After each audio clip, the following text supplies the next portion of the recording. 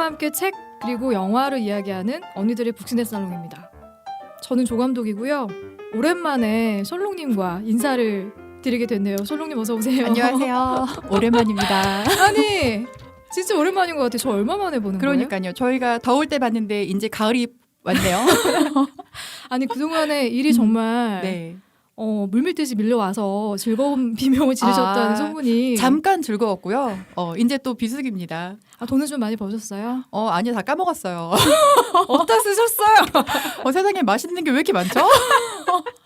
빵과 커피를 좋아하는 솔롱님. 그렇죠. 네. 저 사실 이제 방송을 잘 듣고 있었는데 너무 안타까웠어요. 제가 좋아하는 작품들도 나오고 꼭 참여하고 싶었는데 너무 아까웠지만 안타까웠지만 또 오셨던 언니들께서 너무 시간을 꽉 채워주셨더라고요. 재밌게 잘 들었습니다. 오늘은 셜록님과 함께하는 자리라서 더 기대를 하고 있습니다. 감사합니다.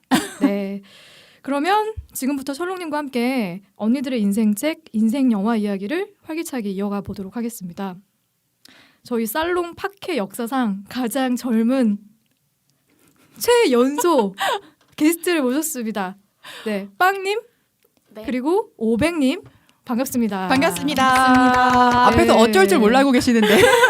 네, 안녕하세요. 저 예빅 창업가 빵이라고 하고요. 네, 저는 500입니다. 안녕하세요. 안녕하세요. 아니 저는 본명을 알고 있지만 어째서 빵과 500으로 급하게 일단 제 이름이랑 좀 연관이 있기도 하고 빵이 좀 제 기분을 나타내기에 아주 적절할 것 같아서 빵이라는 이름을 이게 좀 성을 붙이면 드러낼 수 있지 않을까. 좀 기분이 안 좋을 때는 좀 식빵 했다가 때리고 싶을 때는 죽빵 했다가 좀 스윗하고 싶으면 뭐 크림빵 뭐 이런 식으로 저희가 뭔가 되게 내가 알고 있는 빵님의 이미지랑 잘 어울린다. 아 그래요? 어떤 이미지지? 식빵이 좀 어울리는 이미지인가요? 죽빵? 네, 오백님도 네.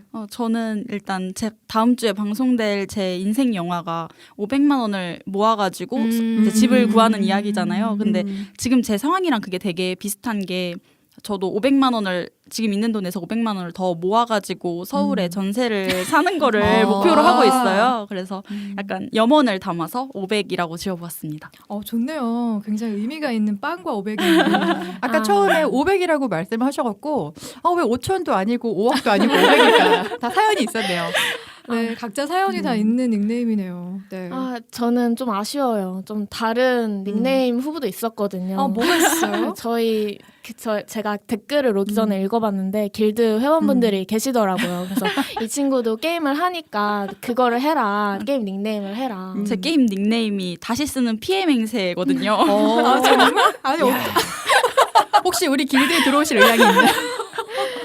다시 쓰는 피해 맹세는 어떻게 시작한 거예요? 너무 간지나지 않아요? 정말?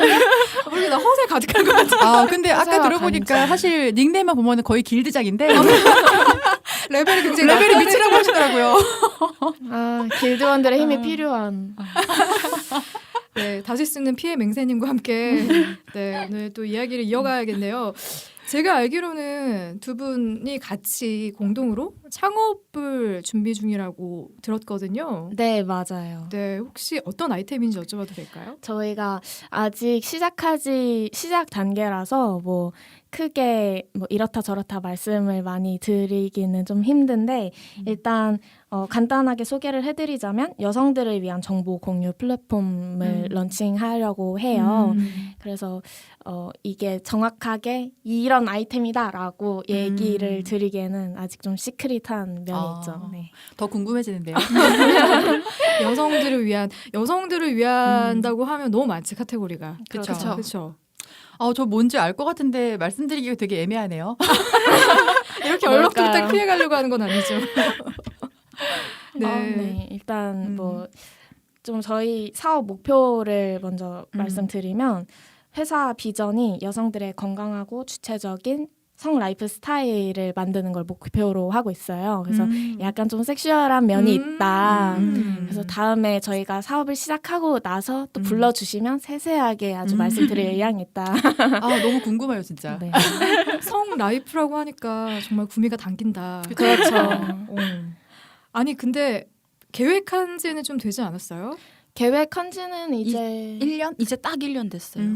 언제 오픈을 목표하고 있나요? 할 수 있으면 최대한 빨리 하고는 싶은데 아무래도 좀 준비하는데 앞으로 시간이 더 많이 걸릴 것 같아서 네. 내년 초면은 좋겠다 요 정도 생각 갖고 있어요. 지금 코로나 때문에 뭐 맞아요. 사람을 만나거나 하기가 좀 힘들어서 좀 미뤄지고 있는 것 같아요. 아무래도. 하긴 전반적으로 분위기가 맞아요. 모두한테 또 힘든 시기죠. 이게 사업하시는 맞아요. 분들은 특히 더 그렇고. 나이를 오픈해야 되나? 뭐 나이 오픈해도 그 네. 정도. 몇 년생이십니까? 저희는 95년생입니다. 와, 9년생. 95년이면은 저 사실은 와. 90년대 언니들이 오신다고 그래갖고 좀 양갈래로 좀 따고 와볼까 살짝 고민을 하다가 감독님 놀라실까봐 참았습니다. 잘하셨어요. 막 95년생이면은 굉장히 어린 나이인데 어떻게 사업을 해야겠다라고 마음먹게 됐는지도 좀 궁금하네요. 일단 저는 대학생 시절에 좀 사업을 하고 싶다라는 생각을 가지긴 했어요. 근데 그때는 아이템도 없고 취준을 해야겠다라는 마음이 좀 강했기 때문에 그걸 포기하고 있다가 이 친구를 만나면서 시작되게 된 거죠. 저는 오히려 사업을 지금 해야 망해도 다시 회복이 가능할 것 같더라고요. 아는 교수님께서 사업을 하다가 한번 망하면 그 다음에 취업이 되게 잘 된대요. 그래가지고 딱 지금 한번 해보고 뭐 안 되면 취업해야겠다 이런 마음으로. 계획이 있으시구나. 멋있다. 나는 20대 때는 어디 들어가야 되나 그 고민만 했는데. 전 진짜. 궁금한 게 두 분이 친구시라고 들었는데 이게 친구끼리 사업을 같이 하고 하면 좋은 점도 있겠지만 또 힘든 점도 있잖아요. 어떤 게 좋고 어떤 게 힘드세요? 근데 저는 의외로 별로 힘든 게 없어요. 아 그래요? 네. 아니, 제가 좀 힘들다고 생각하는 건 전 이제 사실 지금 제가 직장을 다니고 있고 그러다 보니까 이 사업에 있어서 좀 많이 참여를 못하게 된다고 생각을 하거든요. 그래서 이 친구가 좀 많이 도와주고 있는데 그럴 때 좀 죄책감이 많이 들어서 돈으로 해결하고 있습니다. 멋있죠. 제일 중요한 부분이에요. 그럼요. 돈을 대고 네. 맛있는 걸 많이 움직이고. 먹고. 그쵸. 네. 네. 오늘 두 분과 함께 이야기할 책은 박완서 작가의 엄마의 말뚝이에요. 혹시 두 분이 의견을 모아서 고른 책인가요? 이 책을 선정하게 된 계기가 굉장히 궁금해지네요. 일단 저희는 2명이 나오게 됐으니까 저희가 사실 취향이 굉장히 달라서 외모도 그러면은- 굉장히 다르거든요. 외모도 다르고 취향도 다르고 같이 의견을 취합해서 해보려고 했으나 서로의 반대로 인해 일단 책은 제가 고르고 오백님이 이제 영화를 고르게 됐는데 인생 책이 뭘까를 좀 생각해보니까 제가 좀 가장 기억에 남았던 책에 대해서 좀 생각을 하게 되더라고요. 그래서 사실 저는 이 엄마의 말뚝 일부의 화자가 저랑 되게 닮아 있다고 생각을 많이 하거든요. 그러니까 이 화자도 시골에서 엄마의 손에 이끌려서 서울에 가서 살게 되는 이야기잖아요. 그래서 완전 이거는 미쳤다. 이건 완전 내 이야기다. 저도 완전 시골 촌년이 어디 서울에 올라와가지고 완전 뭐 시골 촌년 빵에 우당탕탕 서울 적응기를 완전히 담아냈다. 저 정말 이렇게 생각을 했거든요. 이번에 또 읽으면서. 그런 것도 있고 또 두 번째 이유는 제가 이 책을 고등학생 때 처음 읽었는데 저 이 책을 읽기 전만 해도 제가 한국 소설을 되게 싫어한다고 생각을 했었어요. 왜냐하면 고등학교 교과서에 나오는 소설들은 대부분 전후 소설이고 그걸 읽으면서 나는 한국 소설이 되게 좀 안 맞나 보다 이런 생각을 많이 했거든요. 근데 그 스토리들을 보면 다 대부분 좀 그 레파토리가 비슷하잖아요. 나 뭐 전쟁 뭐 일제강점기고 막 나 너무 비참하고 막 내 아내 몸 팔고 내 여동생은 뭐 양공주고 누나가 막 밤마다 화장하고 막 어딜 나가고 그게 어떤 나는- 소설이지? 궁금해진다 갑자기. 나는 여러 가지가 섞인 거예요. 막 너무 비참해서 막 거리를 걷다가 집에 돌아와 보니까 뭐 아까 팼던 아내가 죽어 있네. 어쩐지 오늘은 운수가 좋더라고요. 운수 좋은데. 네. 그러니까 그런 소설 여러 가지가 지금 섞인 거지만 대부분의 뭐 보통 비슷하잖아요. 그런 전쟁의 비참함에 대해서. 저 그런 걸 읽으면서 그때 당시에는 왜 이게 막 불쾌했는지를 좀 생각을 못 했는데 지금 와서 좀 깨달은 게 그때 읽었던 소설의 주인공은 대부분 남자였고 그 남자들의 비참함을 좀 더 남자 주인공의 비참함을 부각시키기 위해서 여자들의 또 다른 비참한 삶을 너무 도구처럼 이용한다고 느꼈던 것 같아요. 제가 굉장히 그때. 어린 나이에.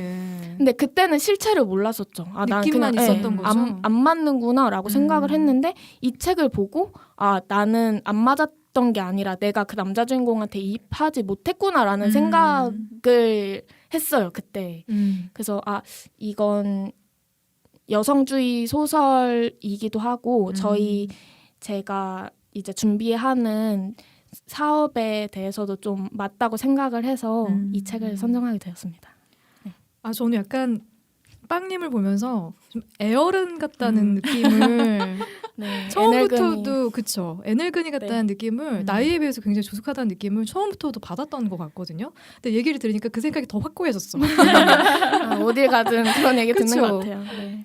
왜냐면 굉장히 의외였거든요. 저한테는 아, 그래요? 이제 어떤 책과 영화에 대해서 이야기하고 싶나요?라고 질문을 드렸을 때 빵님이 엄마의 말뚝 얘기를 하는 거예요. 근데 박완서 작가님의 소설을 물론 인상 깊게 읽을 수는 있지만 그걸 인생 책임이다라고 팟캐에서 같이 이야기를 나눌 만큼의 연륜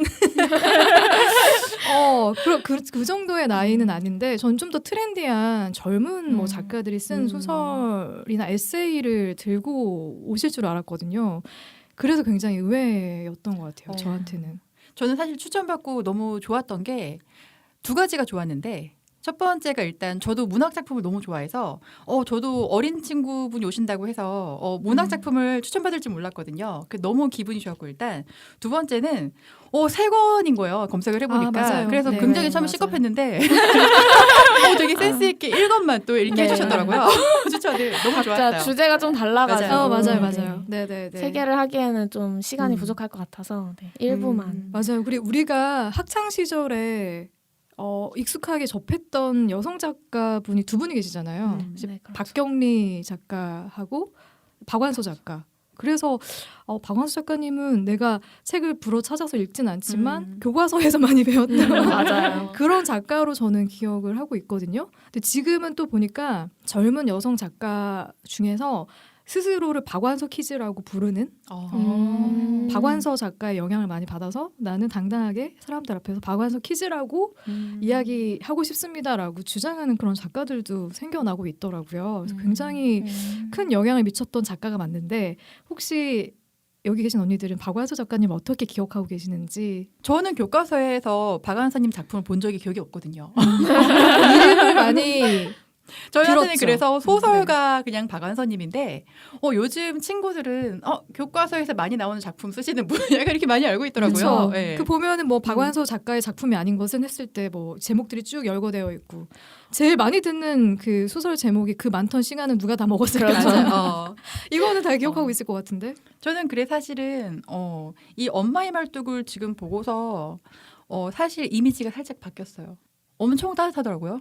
아, 네, 그렇죠. 문체도 그렇고 네, 2, 3부도 기존에 쓰시던 문체랑 조금 달랐어요. 근데 제가 알기로는 셜록님이 박경리 작가님을 좋아해요. 네 맞아요. 전 토지를 좋아합니다. 근데 박경리 작가는 토지는 그렇죠. 박완서 작가는 결이 굉장히 다르잖아요. 맞아요. 네. 네. 박경리 작가님을 더 좋아하는 걸로 저는 알고 있습니다. 맞습니다. 죄송합니다, 박완서 작가님. 하지만 네. 엄마의 말뚝을 보고서 살짝 다른 작품들도 한번 보고 싶다라는 생각이 들게 됐어요. 네, 좀 궁금해지는 것 같아요. 이 엄마의 말뚝에서도 나오는 이야기도 그렇고 거의 자전적인 이야기를 네, 많이 책에서 맞아요. 풀어내고 있어서 그래서 조금 더 잘 읽히기도 하고 궁금해지는 것 같아요. 이 작가님의 삶에 대해서. 네, 그런 좀 매력적인 책인 것 같다는 생각을 했고요. 이제 책 이야기로 좀 본격적으로 들어가 보도록 하겠습니다. 박완서 작가님의 단편 소설 엄마의 말뚝은 어떤 이야기로 전개가 될까요? 네, 일단 이 책은 3부로 구성이 되어 있고요. 1편은 아까 말씀드렸다시피 어린 화자가 엄마의 손에 이끌려서 서울에서 살게 되는 이야기고 그리고 이분은 이제 그 화자의 말년에 어머니가 사고를 당하게 되시면서 거의 죽음을 대비하게 되는 과정을 그리고 있어요. 3부는 어머니가 돌아가신 후에 남은 가족들이 그 어머니의 죽음에 대해서 받아들이는 과정을 그리고 있고요. 그중에 저는 1부가 가장 저의 마음에 들어왔기 때문에 네, 1부를 선택하게 되었습니다. 엄마의 말뚝에 저는 첫 소절을 좀 읽어봐 드리고 싶은데 농바위 고개만 넘으면 송도라고 했다. 그러니까 농바위 고개는 박적골에서 송도까지 사이에 있는 4개의 고개 중 마지막 고개였다. 마지막 고개답게 가팔랐다. 20리를 걸어온 8살 먹은 계집애의 눈에 고개는 마치 직립해 있는 것처럼 몰인정해 보였다. 그러나 무성한 수풀을 뚫고 지나간 것처럼 고갯길이 끝나면서 뻥하게 열린 하늘은 우물 속의 하늘처럼 아득하게 괴어 있어서 나를 겁나게도 가슴 울렁거리게 했다. 같은 감정을 느끼셨습니까? 빵님? 같은 감정일까요? 그러니까 어머니의 손에 이끌려서 박적골이라는 시골 마을을 떠나가는 그래서 서울로 향하는 8살 화자의 모습에서 소설이 시작이 되는 거거든요. 근데 사실 이 화자랑 저랑 좀 다른 점이 있다면 이 화자는 대처를 가는 걸 싫어하잖아요. 싫어했죠. 근데 저는 그걸 되게 바랐어요. 잠깐 여기서 대처란 도시를 말하는 겁니다. 네. 네. 그렇죠. 전 항상 언제나 거기에 대한 환상이 있어서 네. 거기만을 꿈꿔왔고 거기 가는 게 되게 좋았는데 여기서는 좋아하지 않더라고요. 맞아요. 남아 있고 싶어하죠. 네. 그 박적골에서 누리는 여유, 자유로운 삶, 막 이런 맞아요. 것들에 굉장히 익숙해져 있어서 뭔가 팍팍할 것 같은 도시로 이제 가고 싶지 않은 거죠. 그런 느낌을 저는 좀 받기는 했거든요. 네. 그래서 가슴 울렁거리게 했다는 게 이 화자는 싫은 건지 뭔지 전 모르겠지만 저는 울렁거린 게 되게 그 기대감과 설렘으로 울렁거렸던 그러니까 기분 좋은 울렁거림이고 네, 그렇죠. 이 화자의 울렁거림은 낯선 곳으로 향해야 되는데 그곳에서 네, 그렇죠. 오는 어떤 혼란스러움이나 겁나는 물렁거림인 것 같아요. 겁이 나는. 맞아요. 그리고 실제로 이 화자를 데리고 엄마가 박적골을 떠나게 되는 계기가 있잖아요. 근데 박적골의 삶이 진짜 아름답지 않았나요? 역시 높으신 분. 저는 근데 좀 끔찍한 부분도 있었어요. 사실 눈병이 걸렸는데 맞아. 거머리로 피를 그러니까 눈의 혈액 순환이 되게 만들어줘야지 눈병이 낫는다고 해가지고 거머리를 눈두덩이에 붙이고 그게 민간요법으로 맞아요. 치료를 하려고 하는. 그 아버지가 돌아가시기 전에도 구술을 하려고 그랬잖아요. 맞아요. 도회지에 있는 네. 병원으로 갈 수도 있었는데 집터가 안 좋다고. 그래서 군 날짜를 받으러 갔다 오는 사이에 음. 아버지가 돌아가셨던 그렇죠. 거죠. 근데 맹장염으로 추측이 되는 네. 것 같고, 근데 병원으로 데려갔으면 살 수 있었는데 데려가지 못하고 군 날짜를 받으러 가는 바람에 돌아가시고 나 같아도 내가 맞아요. 아내였어도 서울로 도시로 나가고 싶었을 것 같아요. 네. 근데 주인공인 화자는 가고 싶어하지 않잖아요. 그렇죠. 어머니가 이 화자를 설득하는 방법이 신여성이 되어야 한다라는 말이었어요. 그러니까 공부를 많이 해서 이 세상의 이치에 대해 모르는 게 없고 마음 먹은 건 뭐든지 마음대로 할 수 있는 여자가 되어야 한다. 그러려면 대처로 나가 살아야 된다라는 게 어머니의 논리였고 화자는 사실 신여성이 뭔지 모르는데 맞아요. 그 말만 듣고 막연하게 생각을 하는 거예요. 어떠십니까? 소설 속에서 엄마가 내린 그 신여성이라는 정의에 충분히 공감을 하십니까? 사실 엄마가 말하는 신여성의 정의대로 그런 사람이 있다면 사람이라기보단 약간 신에 가까운 지경이잖아요. 너무 말이 안 되는 그런 지경이죠. 맞아요. 모든 걸 다 알고 하고 네. 싶은 걸 맘대로 다 할 수 있다고 하니까 그러니까 그런 엄마가 한 말은 사실 뭐가 되라 이런 말이라기보단 어린 애들한테 하는 뭐 훌륭한 사람이 되라 커서 성공해라 이런 것처럼 아무런 뭐라 그래야 될까요? 너무 추상적이고 모호한. 그쵸. 추상적이고 모호한 그런 말이었던 것 같아요. 그냥 현실을 좀 탈출했으면 하는 그런 바람만 들어있는 말이라고 생각했어요. 지금 생각해도 이 세상 이치에 대해 모르는 게 없고 마음 먹은 건 뭐든지 마음대로 할 수 있는 여자가 존재합니까? 존재할까요? 궁금합니다. 네이버 지식인 있잖아요. 아 맞네요. 누군가는 있지 않을까. 아니 2020년의 신여성은 또 우리가 어떻게 정의 내릴 수 있을까에 대한 질문도 한번 드려보고 싶어요. 그냥 제가 생각했을 때 2020년의 신여성은 자기 자신을 1순위에 두고 그렇게 행동할 수 있는 사람인 것 같아요. 저는 좀 제 주변 여성들을 둘러보면 항상 다른 사람이 1순위인 경우가 너무 많았거든요. 뭐 남편이라거나 남자친구 아니면 부모님을 1순위에 두고 그 사람들의 인정을 받거나 사랑을 받기 위해서 자기를 상처 입히는 사람을 전 진짜 너무 많이 봤어요. 근데 내가 1순위였다면 자기 자신이 1순위였다면 하지 않았을 선택이거든요. 그래서 저는 좀 뭔가 그 다른 사람들한테 인정받고 싶은 욕구를 좀 버리고 나를 1순위에 놓고 나를 보호할 수 있는 사람이 2020년의 신여성이라고 생각해요. 저랑 되게 다르게 생각을 했어요. 정말 아니, 많이 다른 재밌다. 느낌이다. 신여성의 의미 자체를 다르게 생각을 한 게 어. 이제 빵님 같은 경우에는 좋은 의미의 신여성이 네. 무엇인가에 대해서 말을 했다면 저는 엄마가 말하는 방식에서의 신여성으로 이제 2020년의 신여성이 뭘까 이런 생각을 해봤는데 되게 종류는 되게 다양할 것 같아요. 뭐 욜로라든지 뭐 미니멀리즘이라든지 뭐 한 달 살기 이런 것들이 유행을 한번 했잖아요. 근데 이제 이거를 진짜 자기의 가치관이어서 그거를 쫓는 사람이 있는가 하면 아무런 의미 없이 그냥 좋아 보여서 보여주는 게 좋아서 쫓는 사람들이 있잖아요. 근데 그런 사람들이 하는 것들이 신여성이 아닐까 이런 생각을 엄마의 관점에서의 신여성이 아닐까 그렇게 생각했어요. 더 나아가셨네요. 거기서. 저는 사실 이 2020년 또 앞으로의 세대도 사실 이 신여성이라는 거에 대한 사실 질문이 하는 게 좀 이상한 시대가 아닌가. 굳이 이런 정의 자체가. 저 사실 이 말을 농담으로 많이 사용하거든요. 친구들이 좀 약간 나보다 좀 진취적인 사고방식을 가진 애가 있으면 저 항상 농담으로 신여성이야. 항상 농담으로 지금도 통하는 사용하는데, 농담이에요. 맞아요. 음. 네. 맞아요. 감독님 어떻게 생각하세요? 저는 요즘에 여성들의 공통점이 뭘까? 여성들이 왜 진취적으로 앞으로 더 나아갈 수 있는데 머물러 있는 이유가 뭘까를 계속 고민하고 있거든요. 근데 자기 검열을 너무 많이 하는 거예요. 맞아요.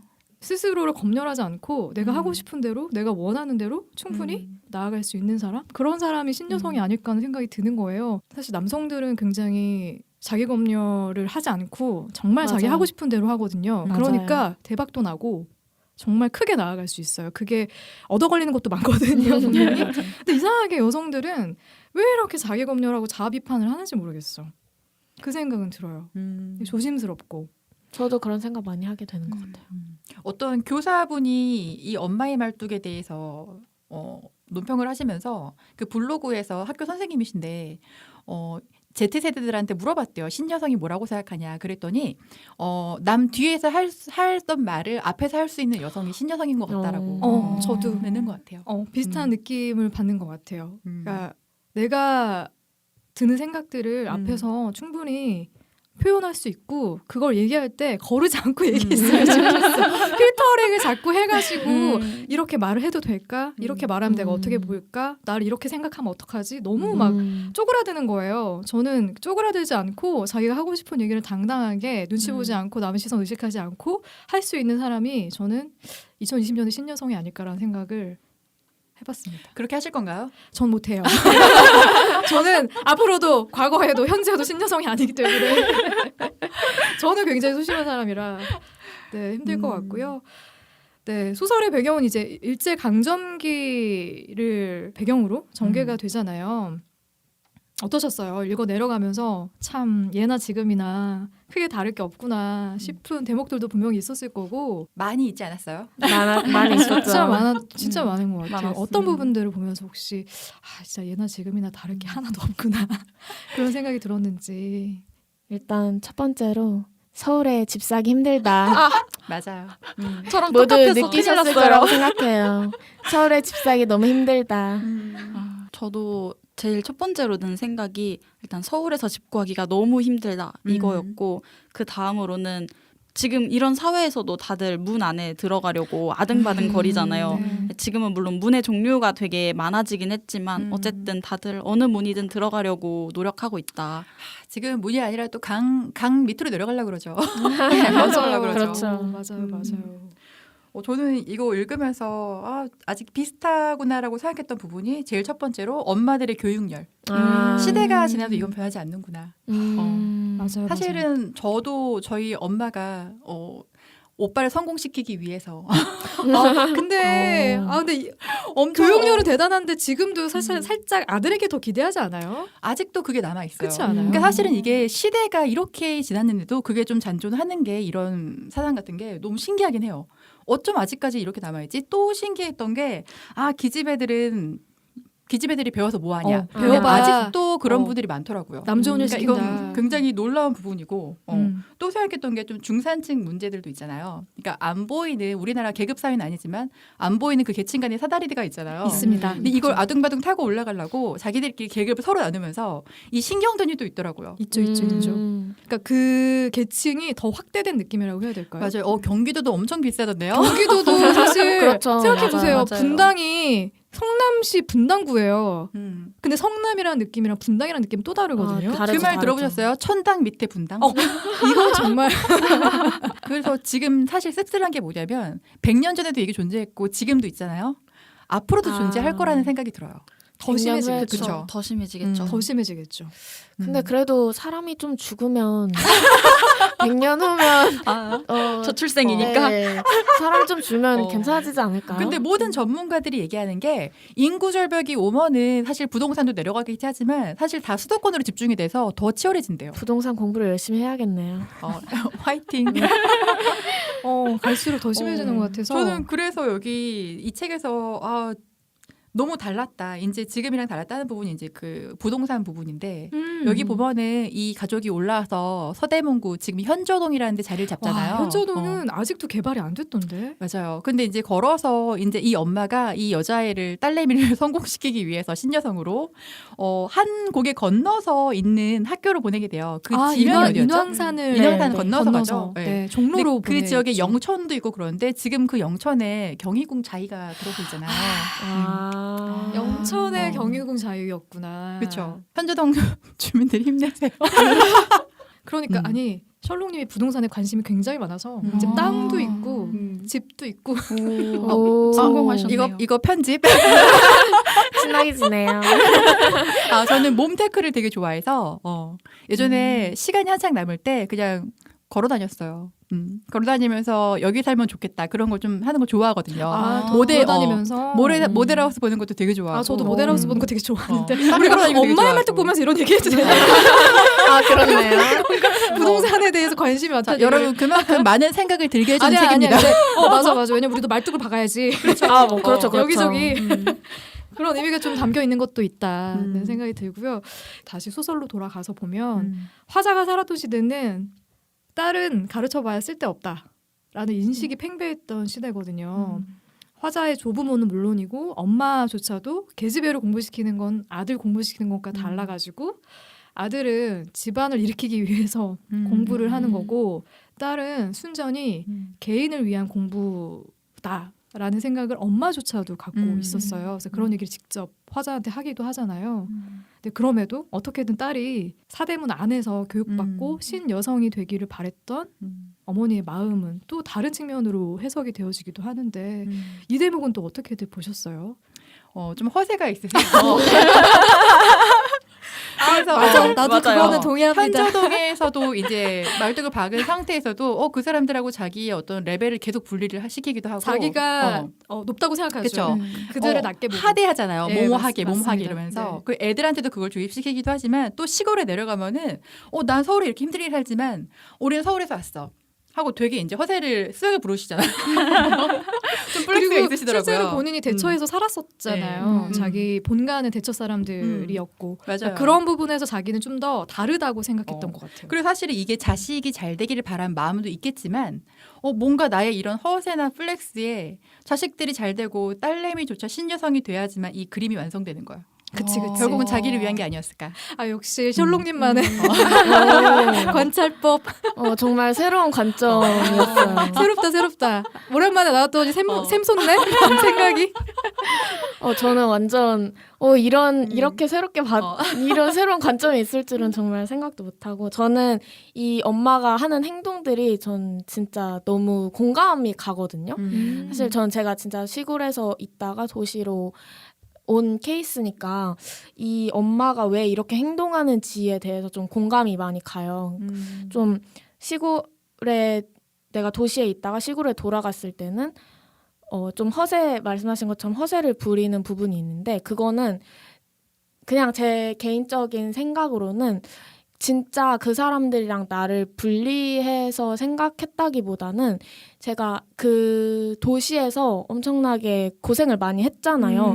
그 고생에 대한 대가라고 저는 많이 생각을 했거든요. 저도 좀 그런 면이 있는 편이고 그래서 뭔가 도시에 있으면서 힘들 때는 시골의 뭐 그런 한적함이나 평화로움을 생각하면서 좀 위안을 얻다가 그런 것 때문에 돌아와서 나 시골이 너무 그리웠어, 나 거기서 너무 힘들었어 하면 지는 것 같거든요. 그래서 일부러 거기서 좀 과장하기도 하고 난 괜찮아. 내가 이렇게 너희들과 나를 정신승리. 네, 그런 거죠. 좀 그런 면이 있죠. 네, 그래서 저는 그 부분에 대해서는 좀 많이 공감을 했고 이 엄마의 마음은 제가 직접 저희 엄마한테 여쭤봤어요. 정말. 와. 네, 왜냐하면 저도 비슷한 삶을 살았다고 했잖아요. 그러니까 제가 중학생 때 도시 사는 친척 집에 뭐 한 달간 맡겨지기도 하고, 네, 도시에서 공부해보라고 엄마가 방학 때 막 보내시고 이러셨거든요. 고등학교도 도시로 제가 있는 고향보다 도시로 가고 해서 엄마한테 이건 제가 직접 물어봤어요. 왜 그래? 왜 그렇게 나를 보냈어? 라고 물어보니까 전화가 오셔서 무슨 일 있는지 아시더라고요. 갑자기 그거 왜 물어보니? 우리 어머님들 다 그렇게 생각하지. 네, 그래서 뜬금없다 이러면서. 뭐 일단 첫 번째는 이 엄마처럼 그냥 딸이 잘 되기를 바라는 마음이 가장 컸고 그리고 저희 엄마의 경우에는 저희 엄마도 이제 시골이 싫으셨던 거예요. 그래서 제가 거기서 자리를 잡으면 같이 탈출을 하려고 하셨던 정말. 거죠. 시골에서 벗어나요. 장기적인 계획이 있으셨다. 네, 그래서 이 엄마도 똑같잖아요. 이야기에 나오는 엄마도 그렇게 시골에서 남편을 잃고 거기 생활이 지긋지긋해졌으니까 딸이랑 아들을 성공시켜서 나도 같이 탈출해야겠다는 마음도 이 엄마한테는 있었던 것 같아요. 그런 면에서는 이 책을 통해서 빵님이 정말 과거를 떠올리면 나랑 정말 비슷하다. 네, 정말 많이 생각났어요. 이입이 많이 되셨을 것 같아요. 네. 그 생각을 할 수밖에 없고 인생책으로 꼽을 수밖에 없었겠다. 그렇죠. 갑자기 또 궁금해졌는데 질문을 하나 드려보고 싶어요. 어머니와 함께 대처 생활에 적응해 나가는 화자 그리고 화자의 오빠와의 이야기를 읽어내려가면서 어떤 이야기들이 좀 와닿고 기억에 남는지. 저는 그 장면이 좀 기억이 남는 것 같아요. 이제 방학이 돼서 다시 그 박저골로 잠깐 돌아가잖아요. 그래서 그 스케이트를 타는데 할아버지가 그걸 보고 뭐 무당 작두 타냐고 주인공이 그 말에 되게 웃잖아요. 네, 맞아요. 그게 맞아요. 너무 수월한 거지. 네. 그걸 보면서 저는 이제 여러 군데로 학교를 옮겨 다녔으니까 여러 지역에 친구가 좀 있어요. 그래서 저는 대학교를 이제 경기도 수도권 쪽으로 왔고 지방에서 대학을 다닌 친구들도 있는데 그때 당시 생활을 좀 비교를 해보면 확실히 수도권에서 대학을 다녔던 제가 뭔가 경험할 수 있는 게 훨씬 많은 거예요. 그러니까 자유도 훨씬 많고 경험 시간. 네. 내가 하고 싶은 게 있을 때 할 수 있는 자유가 있다라는 생각을 서울에 오면서 그런 생각을 진짜 많이 했어요. 누리는 게 정말 다른 것 같아요. 그거 누릴 그렇죠. 수 있는 접근성이 게. 다르긴 하죠. 정말 다른 것 같아요. 저도 고향이 지방이라서 네. 서울에 사는 친구들이 어찌나 부러웠는지. 맞아요. 다르더라고요. 어렸을 때 누리는 경험치가 저랑은 완벽하게 다르더라고요. 그래서 부러웠어. 빵님도 혹시 그런 게 있나요? 뭔가 도시에 대한 이미지를 생각할 때 상징적인 어떤 게 하나가 있잖아요. 코드가. 예를 들어서 이 주인공은 처음에 너무 싫어하잖아요. 대처 지나고 송도 지나고 서울 오면서 너무 이제 두려움이 차서 오는데 엄마가 사준 그 국화빵 하나의 달콤함에 취해서 할 수 있을 것 같다는 그런 마음이 들잖아요. 근데 뭔가 도시 생활을 꿈꿨을 때 이거는 뭔가 나한테 도시 생활의 어떤 상징이다. 저는 홍대. 홍대. 네. 진짜 좀 그게 되게 컸던 것 같아요. 명동 아니고? 홍대. 미디어 콘텐츠에서 항상 너무 많이 비춰주더라고요. 홍대라는 도시를. 저는 사실 그게 스타벅스거든요. 아. 그러니까 어디 여행 가거나 좀 낯선 데 갔을 때 스타벅스가 보이면은 좀 안심이 돼요. 살 수 있겠다. 여자 스타벅스지. 여자 스타벅스죠. 근데 오백님은 없어요? 그런 저는 경험이? 한강. 한강. 저희 동네에서는 산책을 나가려면은 좀 멀리 걸어야 되는데 그렇게 나가도 그냥 고만고만한 공원 이런 느낌인데 처음 한강 갔을 때 너무 좋은 거예요.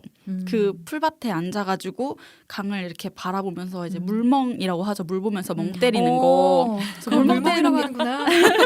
그게 너무 좋았는데 이제 빵님네 집에서 한강까지 걸어갈 수 있어요. 조금 시간이 걸리긴 하는데 그래서 또 가는 길에 따릉이도 있어가지고 혼자 이렇게 따릉이 타고 한강 가서 이렇게 앉아있는데 그게 너무 행복한 거예요. 그래서 지금은 언젠가 한강이 보이는 데서도 한번 살아보고 싶다라는 생각이 들 정도로 진짜 모두가 염원하는 그쵸. 한강뷰 아파트. 진짜 저도 염원하는 그래도 여러분들은 한 방에 터뜨리면 돼요. 그럼요. 사업의 묘미가 사업해서. 뭡니까? 그럼요. 33살에 8살에 가능합니다. 한강뷰 아파트로. 네.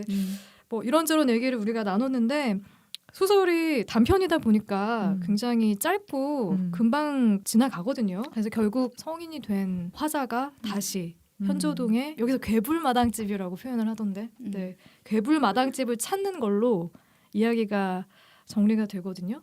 나는 내가 아직도 잊지 않고 있는 신여성이란 말을 마치 복원한 선벽처럼 옛 것도 아닌 것이 새 것도 못 되는 우스꽝스럽고도 무의미한 억지라고 느꼈다. 나는 앞으로 다시는 그것을 복구하지 않을 것이다. 그건 지나간 세월 역시 부정되어선 안 될 것 같았다.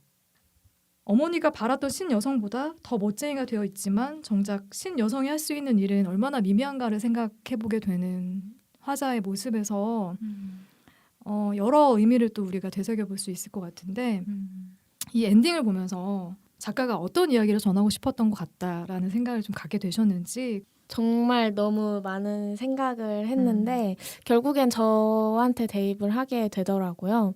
그래서 제 생각에 이 신여성이라는 건 좀 환상, 이상향인데 사실 이 화자가 이 주인공이 이 신여성을 위해서 포기한 게 되게 많잖아요. 뭐 맞아요. 그 박적골에서 주는 평화로움이나 뭐 안정감이나 뭐 할머니 할아버지 사랑 같은 걸 다 포기하고 이걸 위해서 올라왔는데 이제 더 이상 그 환상에 휘둘리지 않고 내가 가진 것들을 포기하지 않겠다라는 그런 의지라고 저는 좀 생각을 했어요.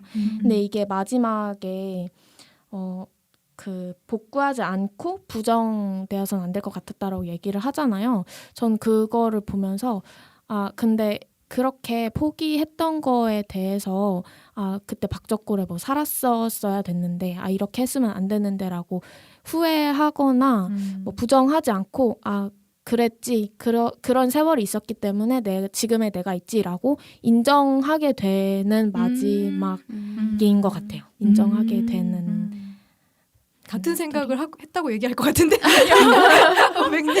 조금 다른 것 같아요. 네. 저는 이제 엄마가 서울에 어쨌든 자리를 잡은 게 딸내미도 같이 잘 되기를 바래서 그렇게 교육을 시키고 신여성이 되라고 말을 했던 거긴 한데 결국 화자가 선택한 건 아무것도 없는 것 같은 거예요.